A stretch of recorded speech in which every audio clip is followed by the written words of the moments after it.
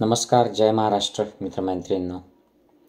आज एका मित्राशी कार्यकर्त्याशी बोलत होतो फोनवरनं, गावाकडचा. आणि हा कार्यकर्ता म्हणतो, दादा ठाकरे साहेब पाहिजे होते म्हणे मुख्यमंत्री. ठाकरे साहेबांच्या वेळेला शेतकऱ्यांकडे साहेबांनी खूप लक्ष दिलं होतं म्हणे. शेतकऱ्यांना आता जाणवतं आहे म्हणले. म्हटलं काय झालं रे बाबा, आता माझं काही फारसं लक्ष नव्हतं यावर्षी शेतमाल वगैरे याच्याकडे माझ्या वैयक्तिक गोष्टींमुळे. तर तो म्हणला की यावर्षी कापूस एकंदरीतच कमी आला खानदेशात आणि महाराष्ट्रात पावसाच्या लहरीपणामुळे. तर यावेळी कापूस कमी होता म्हणून त्याला भाव 7,500 7,600 असा सरकारने वाढवला.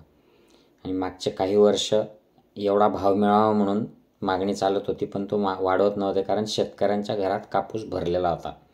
मी याच्यावर मागच्या वर्ष 2 वर्षापासून आवाज उठवतो आहे की शेतकऱ्याच्या घरी कापूस आला की त्याचा भाव पडतो आणि तो अगदी पडलेल्या भावाने व्यापाऱ्यांना ते विकतात अडीअडचणीचे. तर शेतकऱ्याच्या घरात कापूस नाही आहे, त्याने तो 6,000ने विकून टाकला जेव्हा त्याला अडचण होती. आणि आता 7,500 7,600 वगैरे भाव झालेला आहे. मी 2009-10ला भारतात परत आलो होतो UK मधून. त्यावेळेला आमच्याकडे खानदेशात आता एक मंत्री आहेत, ते मोठे मंत्री, कायम मंत्री असतात ते. त्यांनी आंदोलन केलं होतं कापसाला 7,500 7,000 भाव द्या म्हणून. ही 15 वर्षापूर्वीची गोष्ट आहे मित्रांनो. 15 वर्षापूर्वी कापसाला 7,000-7,500 भाव द्या म्हणून उपोषण केलं होतं या मंत्र्याने. आणि आज तेवढाच भाव ते वाढवून देत आहेत 15 वर्षांनी. या राज्यकर्त्यांना लाजा वाटल्या पाहिजेत की हे किती नाकर्ते आहेत. हे राज्यकर्ते नाही आहेत, हे नाकर्ते आहेत. दुसरा त्याने सांगितलं, आमच्याकडे खानदेशात दादर असते उन्हाळी दादर, म्हणजे ज्वारी असते बेसिकली ही. हिचा भाव जोपर्यंत शेतकऱ्याच्या शेतात दादरचं पीक उभं होतं तोपर्यंत भाव 4200-4300 असा होता. आणि शेतकऱ्यांची कापणी सुरू झाली आणि भाव 2200ला पडला. विचार करा, निम्मे भाव, 50%. जर तुम्ही शेतकऱ्याचं शेतीचं पीक हे स्टॉक समजत असाल, शेअर समजत असाल, तर 50% ड्रॉप 1 आणि 2 दिवसामध्ये शेतकऱ्याच्या शेअरचा इथे होतो आहे. आणि ते खरेदी करतायत व्यापारी लोक. 50% ड्रॉप झालेला शेअर हे लोक खरेदी करतात. आणि व्यापाऱ्यांनी हा शेअर स्टॉक खरेदी केला की त्याचा भाव 50%ने वाढतो किंवा अजून जास्त वाढतो, 100% वाढतो. नंतर जेव्हा तो शेतकरी विकून टाकतात तेव्हा. मक्याचंही तसंच झालं. 2600-2700 असा भाव सध्या आहे. मका अजून भाव आहे, परंतु मका जेव्हा शेतकऱ्यांच्या ॲक्च्युली घरामध्ये येईल, शेतातनं तो घरात येईल, त्यावेळेला भाव पडेल, बघाल तुम्ही. आणि हा माझा कार्यकर्ता मित्र देखील म्हणत होता, दादा आता 2700-2800 भाव आहे, पण शेतकऱ्याच्या घरात पोते आले की मक्याचा भाव पडणार म्हणे. म्हणजे या स्टॉक मार्केटमध्ये, शेतीच्या स्टॉक मार्केटमध्ये खरेदी करणारे जे आहेत व्यापारी लोक, यांना इतका हमखास फायदा असतो की शेतकऱ्याच्या घरात माल आला की स्टॉकचे रेट पडतात. मग ते व्यापारी लोक खरेदी करतात आणि तो शेतकऱ्याच्या घरातनं गेला माल की त्याचे भाव वाढतात. आणि मग व्यापारी ते वाढलेल्या चढलेल्या रेटने ते स्टॉक विकतात. इतका हमखास फायद्याचा हा उद्योग आहे. शेतकऱ्याची इतकी उघड लूट चाललेली आहे की याच्यामध्ये राज्यकर्ते हे नाकर्ते आहेत किंवा हे जे पाप चाललेलं आहे, या शेअर मार्केटमध्ये जो घोटाळा चाललेला आहे, याचे ते भागीदार आहेत हे दिसतं.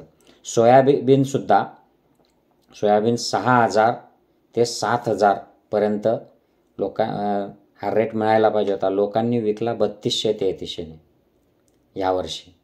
लक्षात घ्या.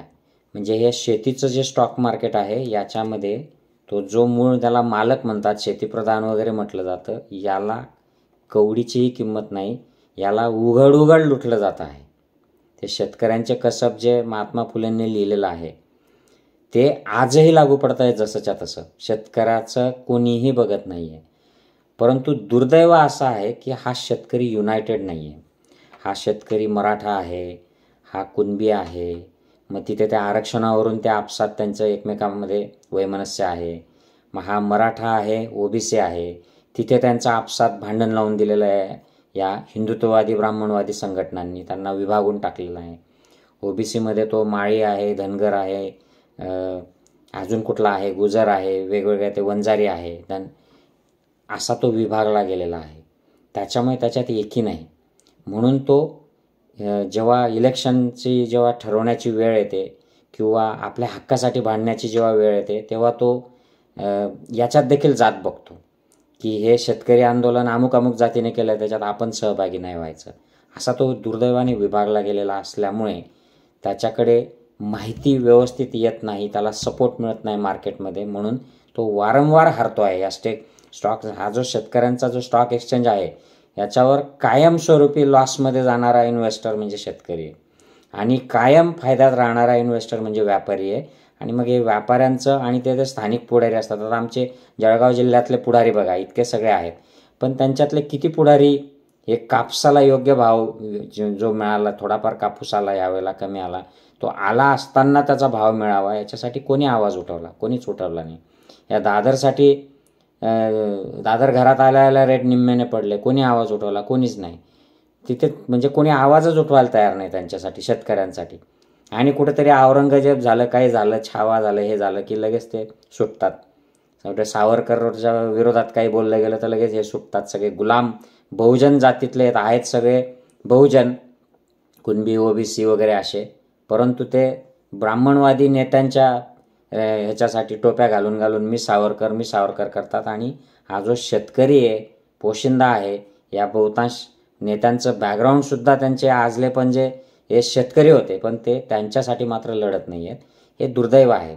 आणि हे बदलणार नाही जोपर्यंत शेतकरी संघटित होत नाही, शेतकरी हुशार होत नाही, आणि जोपर्यंत शेतकरी हा केवळ फक्त 1000, 1500, 2000 रुपयावर मत विकत नाही किंवा आपल्या जातीच्या मागे उभा राहत नाही, हे मत विकतो, जातीच्या मागे उभा राहतो, हे जोपर्यंत शेतकरी सोडत नाही आणि कॉमन कॉजसाठी एकत्र येत नाही तोपर्यंत हे लॉसमध्येच राहणार आहे. शेतकरी कधीच वर येणार नाही. म्हणून शेतकऱ्याच्या मुलांना मुली मिळत नाही आहेत, शेतकऱ्याच्या मुली चांगल्या शिकू शकत नाही आहेत, शेतकऱ्यांना चांगलं क्वालिटी ऑफ लाईफ मिळत नाही आहे, शेतकऱ्याकडे कोणी पॉझिटिव्हली आजकाल बघत नाही आहे. आम्ही बघतो आमच्या लहानपणी ज्यांच्याकडे बागायत शेती असायची, काही थोडंफार जरी असलं तरी त्यांचा असा एक मान असायचा त्या लोकांना, त्यांच्याकडे मुली द्यायला जायचे लोक. नोकरी असली तरीसुद्धा शेती असेल तर मुली दिल्या जायच्या.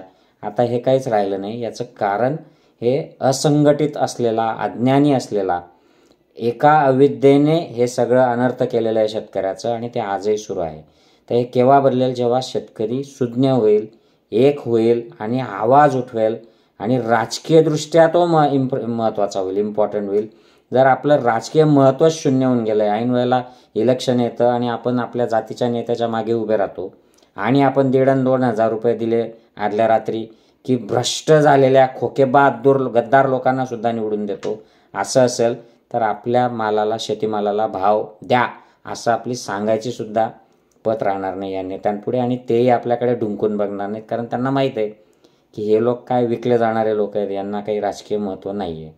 आय होप की या महाराष्ट्रामध्ये शेतकऱ्याचं महत्त्व वाढावं आणि या शेतीच्या स्टॉकमध्ये शेतकऱ्यांना देखील कधीतरी फायदा व्हावा अशी अपेक्षा करूया. जय हिंद, जय महाराष्ट्र.